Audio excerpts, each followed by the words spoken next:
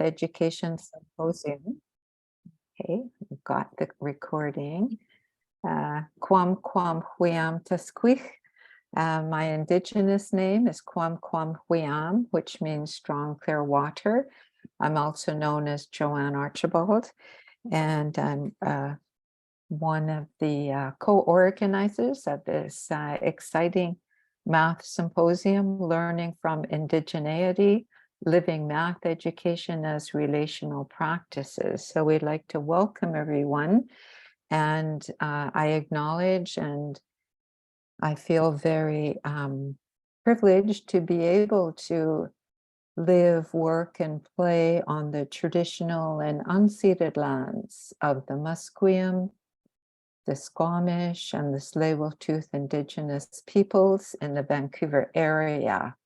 We are blessed to have the ocean and the mountains greet each other every day, and we are thankful for the caretakers of this land, the Indigenous peoples who have carefully ensured that there are good relationships with nature so that those of us here today can learn from and be sustained by nature, and we hope that we will enact our responsibility to sustain nature as well.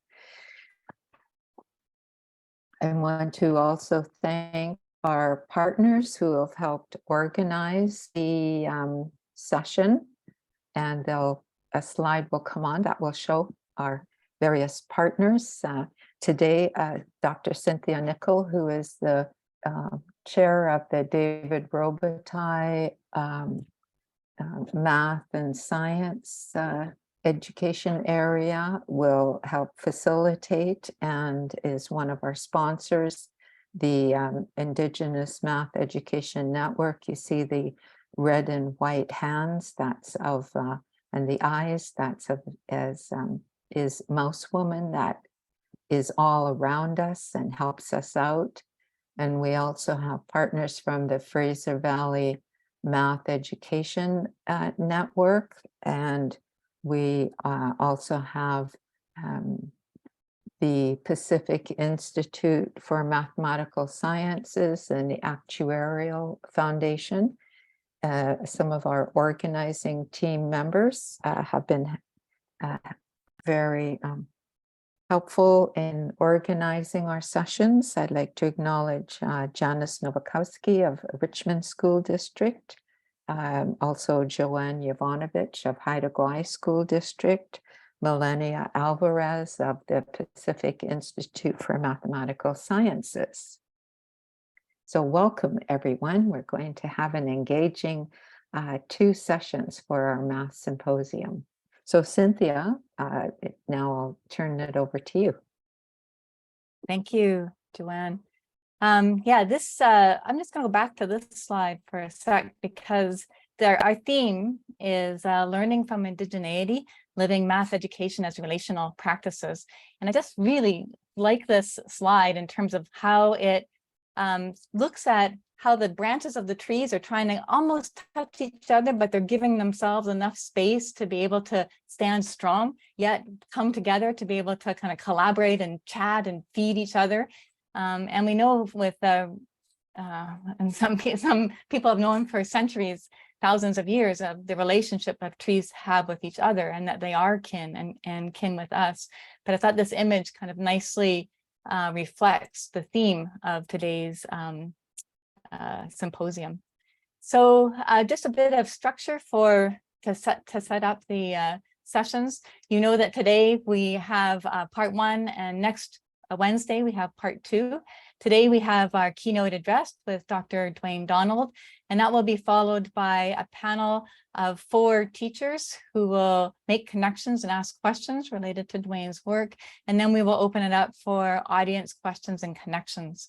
And next week we have the Igniting the Sparkle, and we'll return to that at the end of today's session with a little bit more details on that. Your registration covers both part 1 and part 2.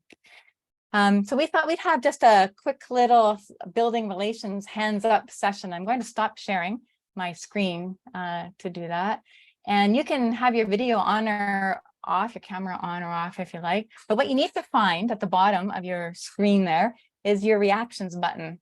So I'm just going to go to my reaction button. I'm going to I can put like, I'm laughing so hard I'm crying button there. It doesn't matter. You can put whatever you like there, a heart, whatever you find there. But I'm going to ask a couple questions, and I want you to then just to split up one of your reaction buttons, and you can take it down, or it just comes down after a few seconds. Okay. So here's question number 1, and then we'll have our team here try to do a quick mental count of who we see. So everybody, you need to take your little icons down, because here comes question number 1. So question number 1 is, if you put your hands up or some icon up, if you are primarily teaching in the early years to grade 7 area. So put your icon up if you are. So we can just get a feel, and Dwayne will also get a feel for kind of who we are and where we kind of situate ourselves in our work as teachers and educators. Good. Okay. Wow. That's good. And if you can't see everybody in 2 screens, you kind of have to look through, you have to go to screen number 2 to be able to see everybody else. Okay, great. Take your hands down if you can. And now the next question is, put your hands up if you are teaching in the secondary school. Secondary school, put your hands up, or some icon or a heart or something like that, so we can see that. Okay, good. Excellent. Good work. Okay, good. So we're looking like we're maybe half and half, according to my visual estimate there. All right. And then the next question is, put your hands up if you are administration or find yourself in another place of education.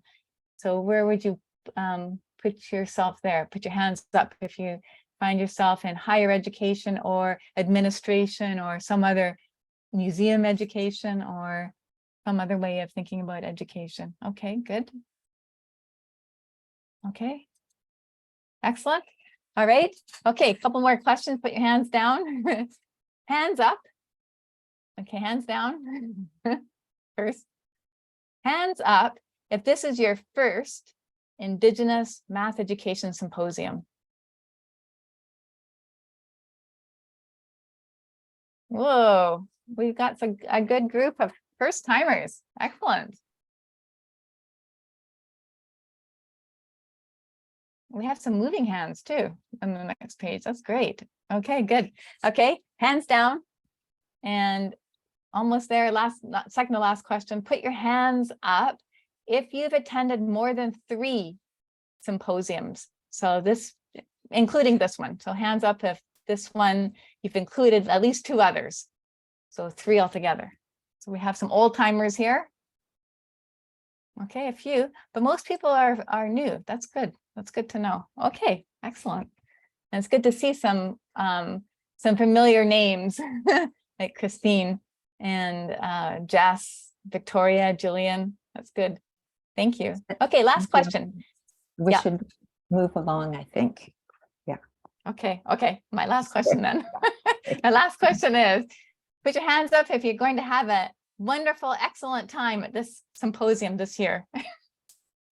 All hands should be up. There we go. All right. Thank you, everybody. Thank you. Okay, I'm going to pass it now to Joanne, who will introduce our keynote speaker, Dr. Dwayne Donald. Joanne. Great. Thank you, Cynthia. Wow. We can see our different experiences. That's wonderful. It brings us together. I'm very honored today to introduce Dr. Dwayne Donald, who is a descendant of the Beaver Hills people and the Cree Indigenous peoples of Alberta. Dwayne has completed the following degrees: his Bachelor of Arts, Bachelor of Education, then Master of Education, and then a PhD. Another fundamental part of Dwayne's education is based on his community-based apprenticeship with Indigenous elders about Plains Cree and Blackfoot wisdom, which guides his work. Before becoming a university professor, Dr. Donald was a high school teacher at the Kainai Nation in southern Alberta. is a professor in the Faculty of Education at the University of Alberta. Dwayne also holds a Canada Research Chair in Reimagining Teacher Education with Indigenous Wisdom Traditions. And I find that so inspirational to have Indigenous wisdom traditions in this very prestigious and very important area, teacher education. Dr. Donald's scholarship focuses on ways in which Indigenous wisdom traditions can expand and enhance understandings of curriculum and pedagogy. And I've had the privilege of reading and listening to many of Dwayne's reading his publications and listening to his presentations. And some of the topics that come to mind that might connect to some of your interests: Indigenous métissage, colonial frontier logics, Indigenous Canadian relations, place and story remembered and enacted by Plains Cree and Blackfoot philosophies. So we are very, very honored to have Dwayne share his thoughts, experiences, and wisdom with us. So I'll turn it over to you, Dwayne. Thank you, Joanne. Thanks very much for that introduction. And Gakiok Tatum Skatanawau. Wanted to greet you all in that way, and just to express gratefulness to be invited to be part of this gathering. I have kind of, I guess we've gotten used to the Zoom and the webinar kind of gig, and I haven't actually done this for a while. I think I've been trying to go outside a bit more. So it's interesting to be back here with all of you, and maybe there's a chance we can see each other in person. I'm speaking to you here from the place you probably know as Edmonton. I like to refer to it by its much more ancient name, Amiskwaciwiyiniwak. That's those are the Beaver Hills, and yeah, my roots here are quite deep, and you know, I think what I want to share with you is just about what I've learned about kinship, you know, over the last few decades of trying to, I guess, immerse myself more directly in the kinship networks that have existed in this place where I'm from for many years, with the hope that it's going to resonate with you in some way, that some of the things that you're thinking about are going to be vivified somehow with what I share. I hope so. And so let me just say that I'm a little bit distracted because I'm looking out the window to my backyard, and our apple tree is very much alive right now, and there's all kinds of action going on there. And there's also a thunderstorm on the way here. So if you see me looking out the window a little bit, that's what's going on. It's a nice distraction, though. I got a couple other names besides Dwayne that I'll share with you, because I think they're relevant to, you know, what I'm going to share with you. And those of you who have experience with those traditional names, you know, and of course every community is different, but generally I would say those names, they're given to us because they're meant to guide us. They're meant to provide us with sort of a vision for what we're supposed to be doing with our time and our energy. And so I have a Blackfoot name that I got about 30 years ago now. In Blackfoot say ni sto ni tsiti tapi kaksum epio mahka. So that's my name is Epio Mahka, and that's a long runner, somebody who runs a long time. And you know, the task that I was given was to run between communities to help them understand each other better. That's sort of the vision that was described to me at that time, which I always say is a pretty good job description. And so I guess that's what brings me here today, is that running. and my other name is Nêhiyawak. So we say Nêhiyawak. And you probably know that one if you were educated in Canada and you paid attention in social studies class. You might remember Big Bear, who was kind of is characterized as the villain of Western Canadian history. That's my name, Nêhiyawak. So that's a grizzly bear, Big Bear. And in this really old culture, I'm still trying to learn about, bears are associated with healing. They bring healing. And so these two names that I have, they have something to do with each other. And I'm still puzzling on that. So I've never been a math teacher. Say that right from the outset. And of course, when Cynthia, originally invited me to be part of this session, I was a little bit hesitant, but she reassured me that it would be okay. And so, although I've never been a math teacher, of course, there are many things associated with what we do in schools that I've studied for many years. And so I study curriculum is mostly what I've done over the years. And so, of course, when it's something that, we ourselves are concerned with, we consider it to be very important, right? So I tend to think that curriculum is a very important thing. And I would say that it has a lot to do with the kinds of questions that societies ask themselves about what matters to them. Because the questions of curriculum really are what knowledge is considered of most worth to us. What kind of human being do we have in mind that would sort of come out of the educational processes we have in mind? What kind of experiences do we want young people to have? What kind of values do we want them to have? And these I think are very important questions. And so for me, I think the way I kind of look at things, especially in the context of Alberta, which you may have heard is a little bit crazy politically these days, I tend to think that we're at a very critical time right now because the stories that have been told in schools to the present are very much in question now. And a lot of people are starting to realize that there's a lot that's been left out. And so the question becomes, of course, okay, so how do we proceed in light of that?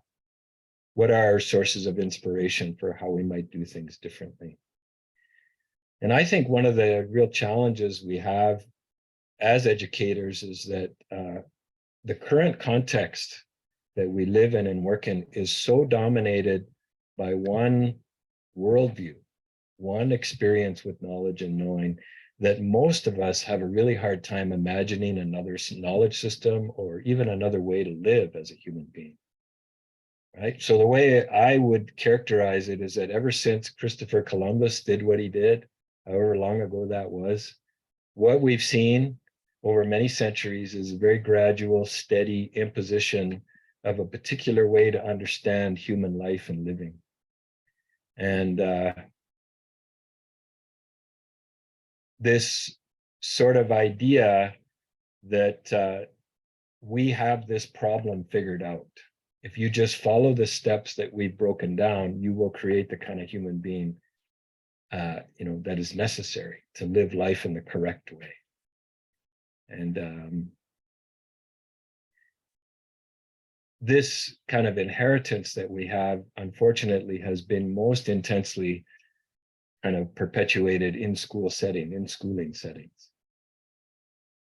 And so I think that the problems we face that I just talked about trying to imagine other ways to be a human being, other ways to express knowledge and knowing, these are implicated in the deepest difficulties we have these days to try to live in less ecologically damaging, less ecologically destructive ways.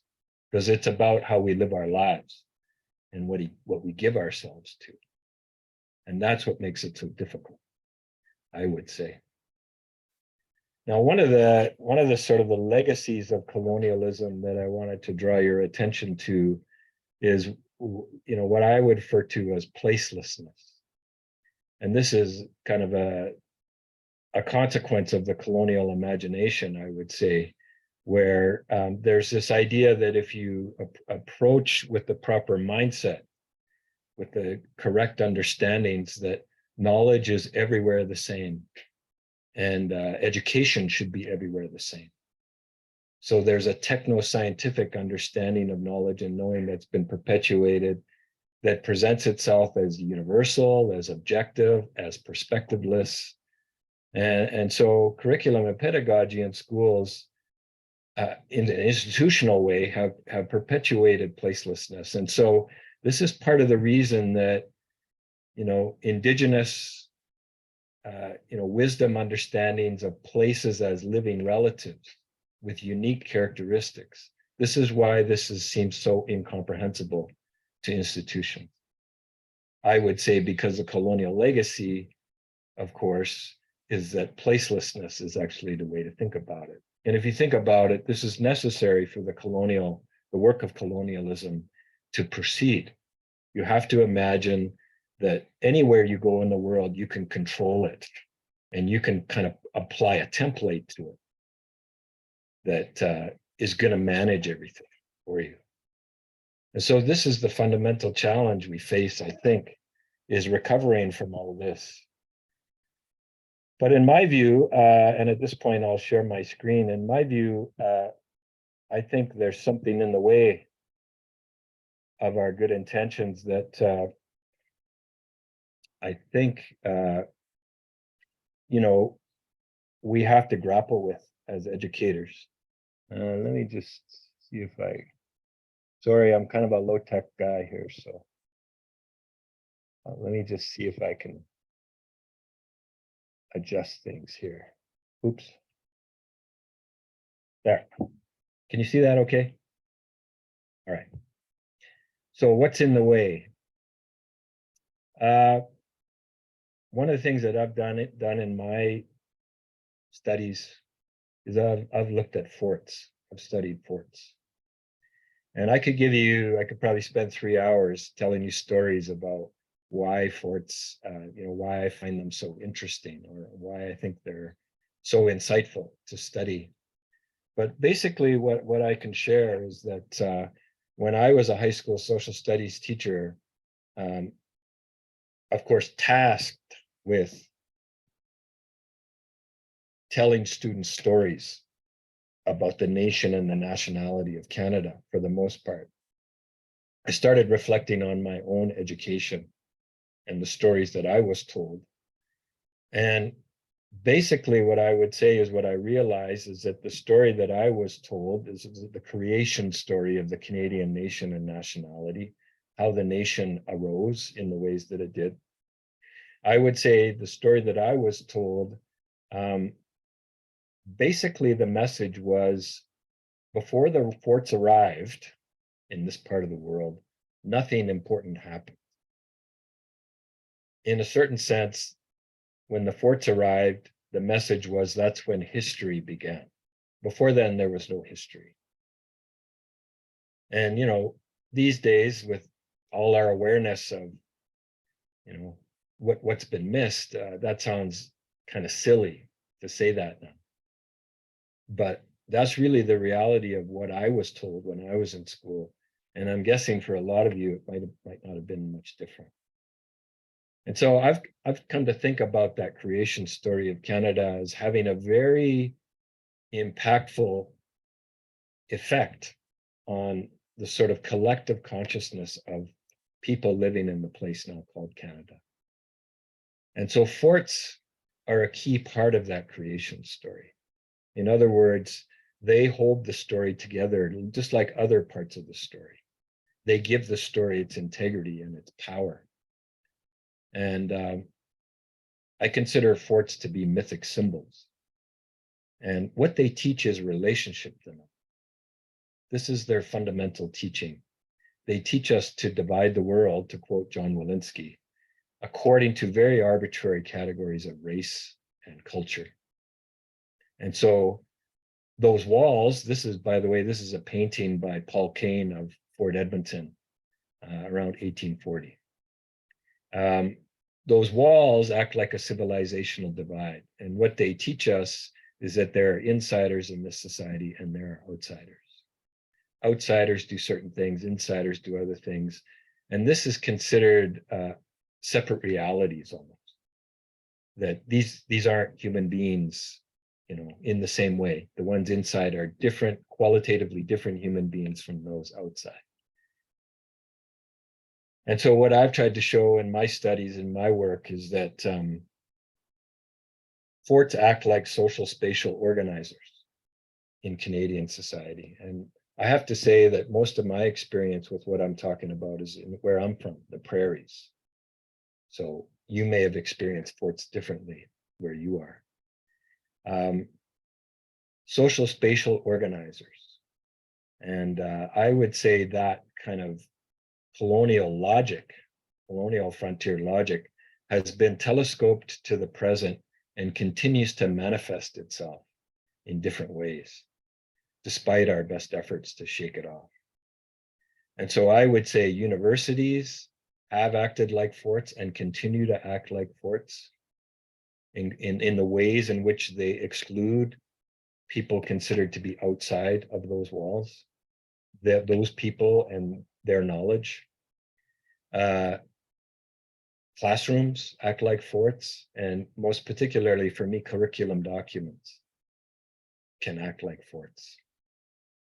And so this is what I have learned, you know, on the pedagogy of the fort. And so when I think about the possibility for mathematics education, for example, to expand its purview and to take seriously Indigenous understandings, this is something I think that we need to grapple with and study. This is I guess I could call it a conceptual map that, in the context where I work, lays out what I think the challenge is for us as educators. In Alberta, we have something called a teacher quality standard or a school leader quality standard, which is something I think that, you know, other jurisdictions, BC, other areas have it in their own language. But for us in Alberta, the quality standard states that basically that all teachers are responsible for teaching and learning about foundational knowledge of, you know, First Nations, Métis, and Inuit. And when I first read that quality standard, I found it very interesting because to me, that term about and aboutness in general implies an informational approach, which is another manifestation of relationship demand, I would say. In a sense, the task is to learn about those people over there, which is a kind of a modern day version of sort of an anthropological study of the strange characteristics of those people. Right? So learning about, you know, that's an informational approach to the task. And, you know, as I've told many people, I'm not against information, you know, because there's still a lot that people don't know, that they haven't been told. And so we need that. But at the same time, what I tell my students is, what are you going to do when everybody knows the information? What's going to be your next move? And for me, this is where things break down. And so the fundamental challenge, as I see it, is to make a transition from learning about in an informational way to learning from in a relational way. This is the fundamental challenge we have. But as you can see, there's a gap between those, and there's something in the way. And for me, what's in the way of making that transition is colonial frontier logic, this problem of relationship denial that I just described to you, the ways in which Canadian colonial culture is fully informed by this problem of relationship denial with Indigenous people. And so what I've come to learn is that if you expect people to be somehow changed or transformed by what you teach them, you have to change the paradigm by which you're asking them to engage with you in the teaching and learning process. So in other words, if you teach them in ways that they're very familiar with, there's not going to be any provocation and there will be no transformation. So right now, the way that we're doing things here online, I'm using PowerPoint, I'm lecturing at you. This is not a paradigmatic provocation. This is something that you're very familiar with. And so I can't expect that anything is really going to change for you by me taking this approach. So if I want to help you unlearn colonial culture, unlearn relationship denial, I have to approach the task following a different paradigm. And to me, this is when unlearning colonialism begins. This is when we begin to unlearn relationship denial as a common sense approach to knowledge and knowing. And this is when possibilities open up for us to understand differently. Now, as you can see on the right-hand side of the screen there, I've included healing and balance, because one thing I've learned, I didn't invent this, right? I was taught this by people who are very wise on these things. You're not going to make any progress on these issues pounding on tables and pointing fingers at people, right? The approaches to this work has to be done in a unified way. It has to bring people together. It has to enhance their well-being, and it has to be done in a balanced way. So these are the things I've learned. And so I would say, if you're interested in trying to experiment with approaches to mathematical education, these are some of the things that I think you need to be mindful of. What I want to do now is sort of transition to some things that have helped me recover from, colonial worldview. I've spent a lot of time in institutions, so I need to continue to unlearn colonialism. I need to continue to unlearn relationship denial. And so what I want to do is draw your attention to some things that have really helped me with this project, with the hope that what I share is going to connect with you in some way and maybe inspire you to carry on with an inquiry of your own. A major source of inspiration for me lately has been the work of Tyson Yunkaporta, who's an Australian Indigenous scholar.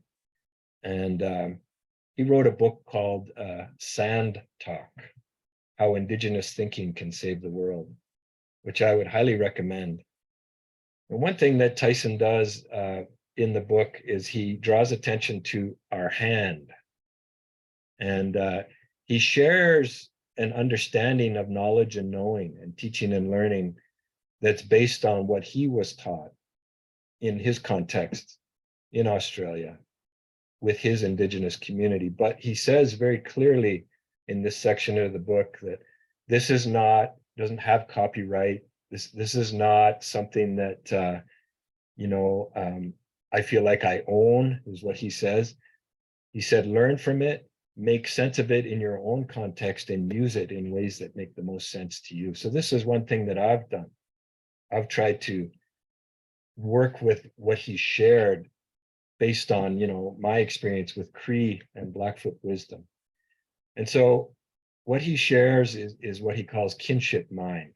And there he connects it to the child and your pinky finger. So this is, of course, understanding how you're related, who your kin are in the past, in the future, and what that has to do with you today. Beside that child is the mother and story mind. So these are the stories told by the mother to the child about who that child is, how that child should understand his or her, their selves, all the things that should matter to that child. Next to the mother and the child is the father and the dreaming mind, which is, of course, in that culture there in Australia, dreaming has to do with those sacred stories, those sacred understandings, those sacred commitments, those original treaties with what gives us life. And then beside the father is the father's brother's child, and that's ancestor mind, very much connected to it, right? And then the thumb is the pattern mind, and those are our spiritual connections. And this is something that's very similar to what I was taught in Cree understanding. And what he says is when you make a fist and you combine all of them, you feel it in your belly button, how much this matters, how these all come together. Okay? And that's wisdom that I think all of us can understand. And so instead of thinking categorically, or maybe I should say, not instead of, but alongside thinking in terms of disciplines for school settings, like mathematics education, what if something like this came alongside what you were working with? What does mathematics have to do with kinship, story, dreaming, ancestor, pattern? And how can this be a source of inspiration for you? This is something that I'm puzzling on. I don't have any answers. I continue to, think on it carefully. Here is a major source of inspiration for me in my work, in thinking about knowledge, thinking about knowing, thinking about teaching, thinking about learning. We don't call ourselves Cree. Okay? So that's important for you to know. That name comes from French missionaries who encountered our ancestors along the river up by the Hudson's Bay in the 1680s. And I don't speak French, but what I was told is that the name has to do with what they thought of the drumming and the singing that they heard from our people. Les cris. So those are people who yell or people who cry. So we call ourselves Nêhiyawk. And the plural is Nêhiyawk. You see that on there. And that name has to do with the number 4. So we literally are people of the number 4. So what we're taught is to pay attention to patterns of 4 and how they manifest themselves in the world and what that has to do with us as human beings, how we can't separate ourselves from that, even if we want to, right? And so I would say one way I want you to think about this is that the knowledge, of course, is directly connected to the ecosystem. So this name that, the people have for themselves, it's inspired by sacred ecology. It's not a random decision, right? So we're people of the number 4 because the patterns of 4 that exist in this ecosystem are very apparent. And so we use them as sources of inspiration. And you can see I have the directions on this slide. I have the seasons. I could give you many other examples, but it's all about paying attention to patterns. And in this case, patterns of 4. And you can see, many people, they use that phrase medicine wheel. For us around here, we're discouraged from using that because for us, it's just simply a sacred circle. And you can see there are 4 parts to a person that are also part of that. So while patterns of 4 manifest outside of us, they also manifest inside of us. And so we're taught to pay attention to this, of course. And as I'm sure you've heard, the teaching is that if you really want to create a human being who's healthy and well and balanced, you have to figure out ways to address them physically, emotionally, spiritually, and mentally at the same time. And that's how you're going to help a person be balanced and well. So we are inspired by these patterns. And I would think in the areas where you live and where you work, that the local Indigenous people have names for themselves that give you guidance on how they understand knowledge and how they understand knowing, and also guidance on how to pay attention to pattern, how to make sense of patterns around them. And this is, for me, this is a major source of inspiration that I continue to puzzle on. Now, of course, part of the challenge is that, we're discouraged from hyper-intellectualizing this, right? So, like if I was to give a 3-hour lecture on this, that would be like a complete violation of what I was taught. The real challenge is, can you live in this way? Can you conduct yourself daily in this way? And so there are many examples that I could give you of how I've learned about this. But I wanted to share, looks like that jumped ahead. I wanted to share with you this example. in this part of the world where I live, where I'm from, this is buffalo country here. The buffalo have been very prominent on this landscape, and there are many people working actively to get them back on the land. And these are buffalo stones that are about 90 miles east of Edmonton. So this is a sacred site. This is a site where people made pilgrimages there regularly to give thanks to the buffalo and to ask for future blessings. This is one of the few buffalo stone sites that's still mostly intact on the prairies. Most of them have been vandalized. Most of them have been removed. So this is a place that in the past few decades has been a real focus for us as we rematriate a lot of these sacred sites. These rocks have been scrambled, unfortunately. That's why they have a fence around there, because these rocks could be dragged away with an ATV if somebody wanted to do that, and that has been done.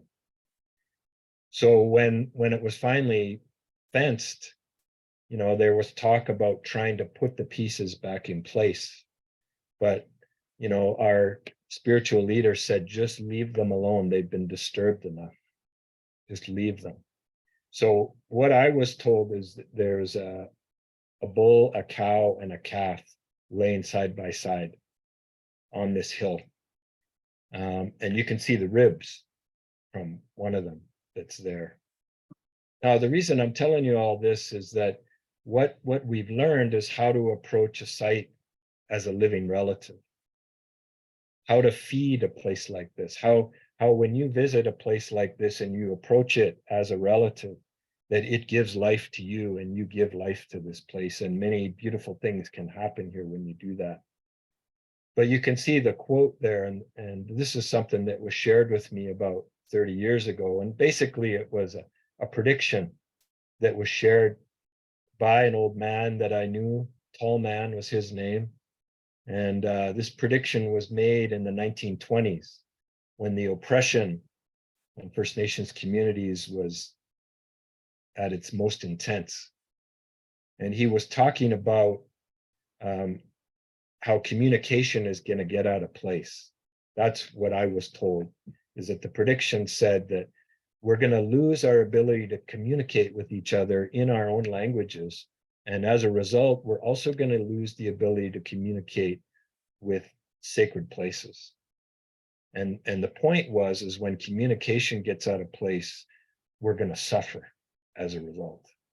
And the old man who told me that story, he said, that prediction that was made, that I heard, it's come true. That's the way it is for us today. So part of the task is to try to use our ecological imagination to begin that communication again, so that we can start to imagine relationships that have suffered as a result of all that's happened. This is part of the task that we have in the area where I live. And just quickly, because I know I got to hustle here a little bit.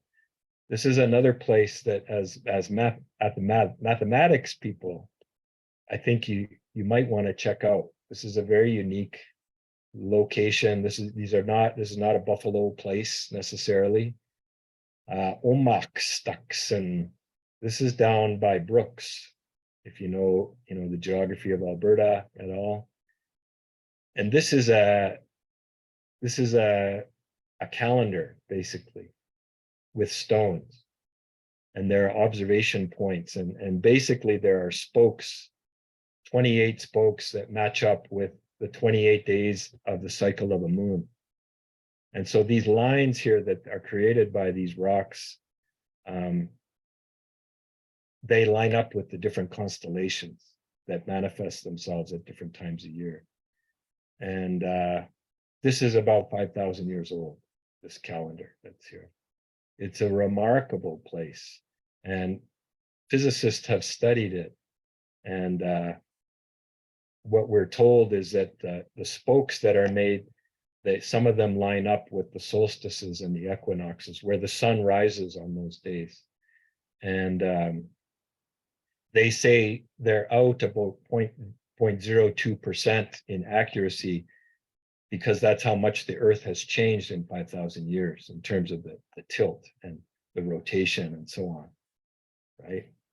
And so some of my friends and my colleagues in Alberta have used this to engage their students in an inquiry with what they call sacred geometry, how to understand angles and how to think about lines in a sacred way. So it's a beautiful place. In terms of patterns, this has been a major source of inspiration for me as well, and many of my students, and that is the lunar calendar that I'm guessing many of you have learned a little bit about. It seems to be something that people are more aware of, and this has to do, of course, with how we measure time, how we understand time, what is our relationship to time. And the Gregorian calendar, is effective in its own unique ways. But my concern, again, is that people have been so heavily influenced by that calendar and the logics contained in that calendar that it's hard to imagine any other way that we might understand time. And so most Indigenous people that I've encountered have a lunar calendar. In the calendar, of course, it pays attention to the 28-day cycle of a moon. There are 13 moons for a whole trip around the sun, not 12, right? This is part of the reason that our teepees typically have 13 poles on the prairies, because each pole represents a moon. So they're paying attention to what's going on in the sky. But what's insightful about these moons is that each moon, usually the name for the moon has to do with what's supposed to be going on ecologically at that time of year.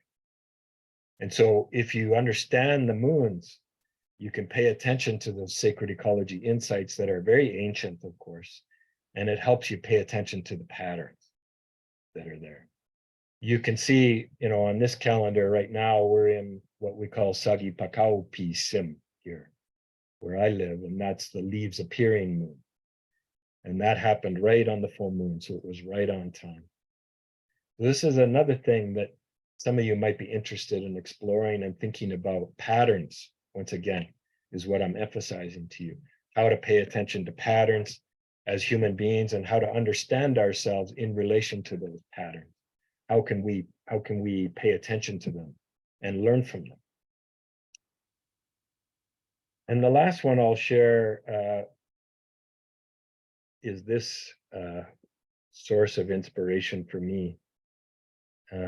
Again, how have I unlearned relationship denial? How have I learned to pay attention to patterns? This is a beautiful river that we live beside here. If any of you have visited Edmonton, you'll know we have a beautiful river valley that has been protected ecologically, and there's long stretches of green space right beside the river. And so this relationship with this river is very intimate. Its name there, I've used the spirit markers. I've been advised to use these instead of Roman orthography. So its real name, excuse me, well, its English name is the North Saskatchewan River, but its real name is Nêhiyawk. And that's what the top spirit markers, that's what it says, Nêhiyawk. And those are, that's the river that flows at a swift walking pace. When I returned home to this place after being away about 15 years, when I returned home 20 years ago, I was trying really hard to learn about the kinship networks, human and more than human, that exist in the place where I'm from. And as I was endeavoring to do this, I found myself drawn to this river. And I found myself walking beside this river, running beside this river. And what I noticed is, as I was doing that, as I was on the move, I was often telling myself stories about who I was in relation to this place, who my ancestors were. And I was also telling myself stories about kinship, how I was learning about that. And the word below, the second one, is really insightful in that way. We say wakotuan, that's what that says, wakotuan, which is about kinship. Wakotuan teaches us that we are enmeshed in relationships that we depend upon for our survival, human, more than human. And so I was learning about kinship by walking beside this river, and I didn't know that it's contained, the wisdom about doing that is contained in this language I'm still learning about. So this has had a major effect on how I understand myself as a human being, how I think about kinship in the place where I live, and it's provided all kinds of sources of inspiration for how I understand knowledge and knowing. And my work in trying to help people transform their relationships to knowledge and knowing, to recover from relationship denial, and to begin to see relationships and possibilities with holding things together instead of separating them arbitrarily. And so this is, I would say, my most fundamental message to you, is to pay attention to patterns of relationships that exist in the place where you live, where you work, and to puzzle on how you can make those topical in your classroom with your students in different ways. And there will be no clear answers. There will be no prescribed way to do this. I think it's going to be confusing at times, but to me, that's where the real work is these days. So, I think that's enough for now. I'm going to stop, and I look forward to what you have to say in response. So, hi, didn't ask in a while.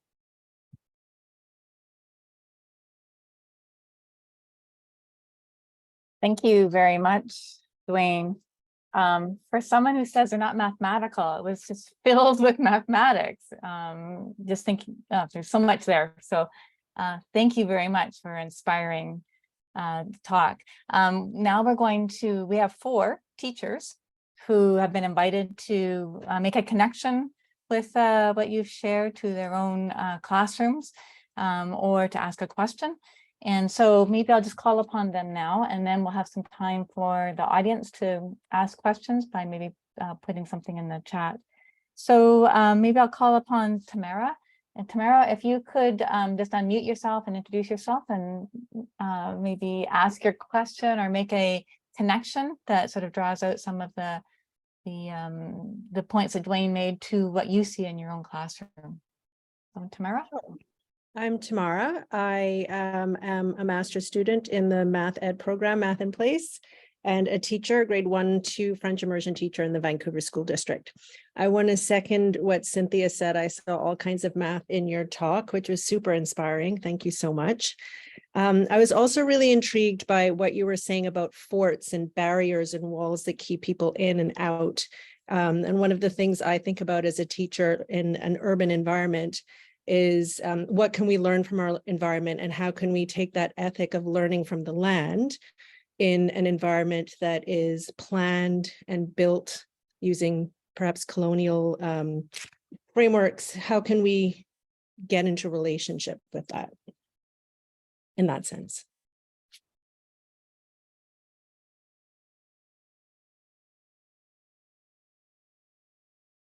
Should I answer that right now? If you have thoughts on it, that'd be awesome. Okay. Well, one of the things I've learned is that there's life all around us in urban settings, and part of the work is finding out where it is and paying attention to it, and lots of patterns as well. Tomorrow morning, I'm going to a ravine here that's about 2 kilometers from my home with grade 1s from a local elementary school, and that's part of my job, is to draw their attention to the life around them.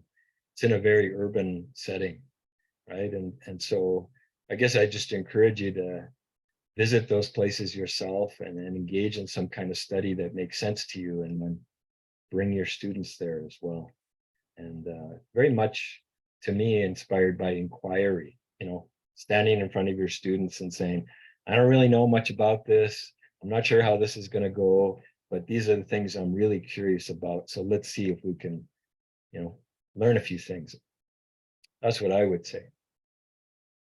Life carries on in the urban settings, often more than we realize. Thank you. Yeah, that's a nice question. Thank you, Tamara. Says life, the grass grows still between the cracks in the cement. So it continues on in those spaces. So helping us think about where that is even in urban settings, I think is important as well. Okay, thank you, Tamara. How about Janice? Would you like to make a connection or ask a question to Dwayne's work? Hi, Dwayne. I just want to comment, you made a comment that, this Zoom meeting isn't really conducive to transforming thinking, but I think language can transform. And just one thing you said to me that really resonated was this thinking about aboutness and that learning about something. And I think that something to take away is how can we rephrase our own language as educators to think about learning from and with and through the land or community or culture. And I think my question for you as someone who, has examined curriculum documents and studied them yourself is what is some of that kind of language that you could see embedded in curriculum language to help move transformation of experience forward? Oh, that's a big question. I guess at this point, I'll draw your attention to a book that I've continued to revisit over the years. I first read it probably 20 years ago, and I continue to consult with it. It's called Inventions of Teaching, a Genealogy. And the author is Brent Davis, who was a professor at UBC for a while. Many people nodding their heads because he was also a math teacher. And Brent Davis was a professor at the University of Alberta when I was a doctoral student there. One of the things I love about this book is that he's not in the business of saying this is the good stuff and this is the bad stuff. He's much more interested in paying attention to the language that's used in the task of teaching and learning and tracing it out genealogically, etymologically. How do these terms arise? What are the implications of these? How has this affected practice? And one thing that I've done is I've looked at the language, in curriculum documents and compared it to what he said. So in a certain sense, when you use certain terms that are related to programs of study, there's a tradition that's speaking through you, whether you are aware of it or not. And so what Brent's book really helped me do is to think about the implications of the words that we use and how we use them. And one just example I'll give is he makes a drawing on the Greek tradition, which has had a heavy influence on how we think about knowledge and knowing in educational settings. He makes a distinction, or he helps us understand the distinction between episteme, which is, a lot of people use the word epistemology these days, which is connected in that tradition with sort of practical, pragmatic, tangible know-how on how to do things in an everyday sense. And gnosis. And gnosis has to do with universal or eternal sort of aspects, or the mysterious parts of life and living, maybe more spiritual in that sense. And what Brent Davis shows is that those were separated. Originally in the Greek tradition, they depended on each other quite a bit, and then they were separated. And so most of what happens in schools is focused on epistemology at the expense of gnosis. And I think mathematics has the potential to be a place where these can be brought together again, because there's a lot of mysterious, beautiful things about mathematical knowledge. And so that's just one example, I would say. As soon as you insist on things being structured in a particular way, you're sort of denying the possibility for, thinking about things according to other ways, other knowledge systems. So again, it's about relationships. So that's what came to mind, Janice. Thank you. I like the idea of opening up possibilities for other ways of knowing and being and thinking through the language that we use. So thank you for that. Yeah, thank you, Janice. And Dwayne for that response. It brings me back to Brent's work. So that was good. See, you're more a mathematician than you think, knowing. Okay, how about Josh? Josh is a teacher in Alert Bay on Vancouver Island in a First Nations school. Josh? Nêhiyawk. I'm tuning in from the village of Yellis, Alert Bay, northern Vancouver Island. It is traditionally populated by the Kwakwaka'wakw people. Their language group has 18 separate dialects, so it's quite diverse in this area. I'm just touching on your comment on how the Western teaching philosophy has sort of supplanted other ways of being human, and that's sort of being suppressed. So my question surrounds the creation of curriculum documents as it answers the 10th call to action in truth reconciliation to fulfill the 10th call to action to create culturally appropriate curricula. Given the diversity of First Nations people, even within a language group, how deep would we need to go into those separations or distinctions? Would there be a need for each dialect to create their own curricula, do you think? Or would there be some transmutable differences, or could it transcend even language groups? If I could have your thoughts and opinions on that. Thank you, Josh. I just want you to know that I did visit Alert Bay about 1980.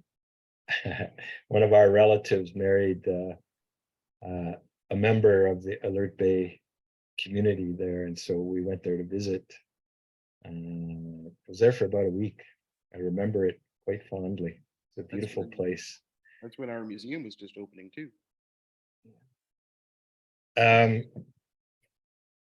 I don't really feel qualified to comment on what you're asking because I've never really been in a community setting where so many dialects were present within such a small area.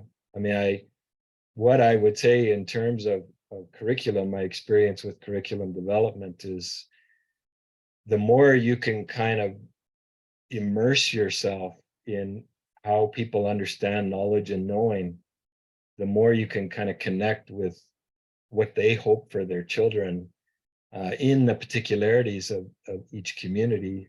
I think the more success you're going to have with trying to provide something meaningful for them. We're all familiar as educators with the logic that says this program was created and it's really good, people love it, take it over to where you are. Okay? And this has been tried many times and I've seen it fail many times. And so it's my view that the most effective approaches to curriculum are ones that arise organically through relationships, through good relations, and I would say each group, each Indigenous group has their own languages to express the quality of those relationships that they're looking for. And I just think that what you're after is going to emerge from that possibility of working together in those ways and experimenting, having the kind of support to experiment that it takes to try to work this out. That's been my experience with it. So maybe there'll be differences between the dialects, but I'm not sure. I don't feel like I can say. Wonderful, thank you. Thank you, Josh. Okay, and our final panel question comes from somebody I think you know, Dwayne. That's Stephanie LaFrance. Stephanie? Hi, I'm Stephanie, just graduated from U of A, my master's, and I taught in Alberta for a while. So in reflecting on your notion of relationship denial and placelessness, I start to wonder about the ways in which I might attune myself as a mathematics educator to noticing those colonial logics and moving beyond them toward cultivating better relations with the living and non-living kin in my area and community. And I think about questions like, where do I see threats of relationship denial in my own practice? Or in what ways does my instructional and assessment practice engage in relationalities that are otherwise forgotten by the institution? And And so I guess my question is sort of knowing that there are no perfect reflection questions, there's no universal answer, but are there any sort of reflective questions that you might recommend to teachers as they plan for instruction, plan for assessment, so that they might attune themselves to noticing those colonial logics and moving beyond towards noticing the flourishing of our living and non-living kin? Where do you teach, Stephanie? I taught at Kenilworth School. Right now I'm doing a PhD, but I did teach at Kenilworth for a while in Capilano.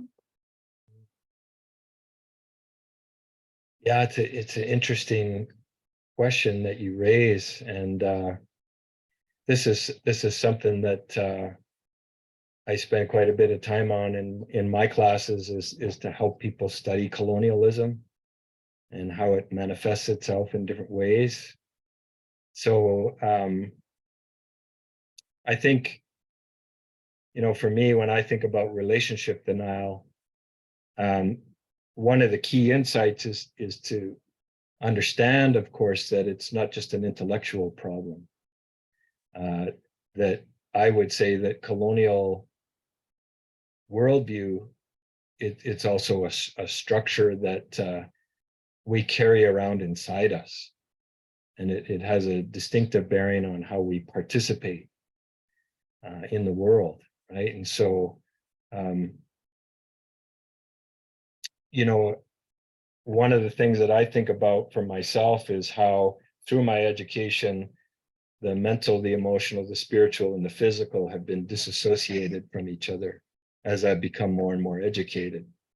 And so part of the task that I've had is to try to reassemble myself, right? So that I can be the kind of human being that I want to be. And so I think one of the things you could think about is, whatever it is you're asking your students to do, what are you, in a sense, lifting?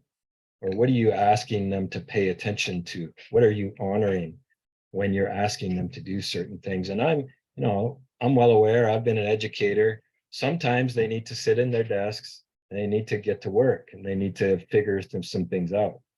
So I'm not against that. But what else could you do? How could your repertoire be expanded a little bit?